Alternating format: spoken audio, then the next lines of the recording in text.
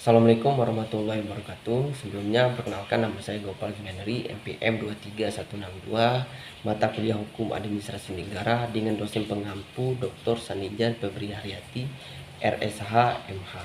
Pada mata kuliah Hukum Administrasi Negara ini, mahasiswa ditugaskan untuk mengambil satu buah materi Hukum Administrasi Negara, kemudian materi tersebut dipresentasikan dan dipublikasikan di YouTube. Dan pada materi tersebut saya mengambil satu materi yang dinamakan materi disebut dengan berkaitan dengan pemerintahan. Kata pemerintahan atau pemerintah itu berasal dari kata perintah yang berarti menyuruh melakukan sesuatu. Itu disebut dengan pemerintah. Kemudian pemerintah dan pemerintahan itu merupakan dua hal yang berbeda. Pemerintah dan pemerintahan pengertiannya itu diatur di dalam Undang-Undang Nomor 23 Tahun 2014. Pemerintah adalah lembaga atau organisasi yang memiliki wewenang untuk mengatur, menjalankan, dan mengkoordinasikan fungsi-fungsi administrasi di dalam suatu wilayah atau suatu negara. Sedangkan pemerintahan adalah sebuah sistem atau mekanisme yang digunakan untuk menjalankan dan juga mengatur di dalam sistem suatu wilayah atau suatu negara tersebut. Pemerintahan Indonesia itu terbagi menjadi 3 kekuasaan. Yang pertama ada namanya lembaga legislatif, kedua lembaga eksekutif, ketiga namanya lembaga yudikatif. Ketiga pembagian kekuasaan tersebut itu disebut dengan teori trias politika. Jadi kita jabarkan satu persatu pembagian kekuasaan tersebut. Jadi pengertian dari lembaga legislatif itu adalah lembaga yang bertugas membuat dan juga mengesahkan undang-undang. Di lembaga legislatif ini bertugas untuk membuat, di mana lembaga legislatif ini terdiri dari 3 bagian. Yang pertama ada namanya DPR, di mana DPR ini merupakan Dewan Perwakilan Rakyat. Ya, dia memperjuangkan hak-hak rakyat.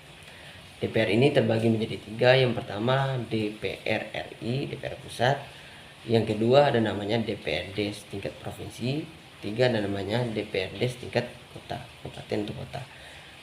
Kemudian yang kedua itu ada namanya DPD atau Dewan Perwakilan Daerah. Biasanya DPD ini setiap provinsi itu mengirim 2 perwakilan daerah tanpa partai politik biasanya untuk pemilihan DPD. Kemudian ada namanya MPR atau Majelis Pemusyawaratan Rakyat. MPR ini diambil dengan gabungan antara DPR RI dan DPD RI. Jadi DPR RI dan DPD RI ini digabungkan, itu disebut dengan MPR RI. Kemudian lembaga kekuasaan yang kedua itu disebut dengan lembaga kekuasaan eksekutif, di mana lembaga kekuasaan eksekutif ini adalah lembaga yang menjalankan fungsi-fungsi yang dibuat ada dalam aturan yang telah dibuat oleh lembaga legislatif tadi. Lembaga eksekutif ini ada banyak pembagian kekuasaannya, mulai dari yang tertinggi maupun yang terendah. Ada banyak sekali pembagian kekuasaan. Contohnya ada namanya presiden. Presiden ini adalah kepala negara di suatu negara, itu disebut dengan presiden. Di bawahnya lagi itu ada namanya menteri. Menteri itu adalah pembantunya presiden. Di bawahnya lagi itu ada namanya gubernur. Gubernur ini adalah kepala daerah di tingkat provinsi.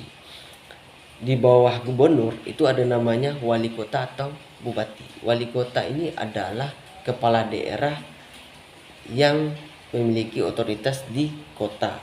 Kemudian bupati itu adalah kepala daerah yang menaungi di tingkat kabupaten.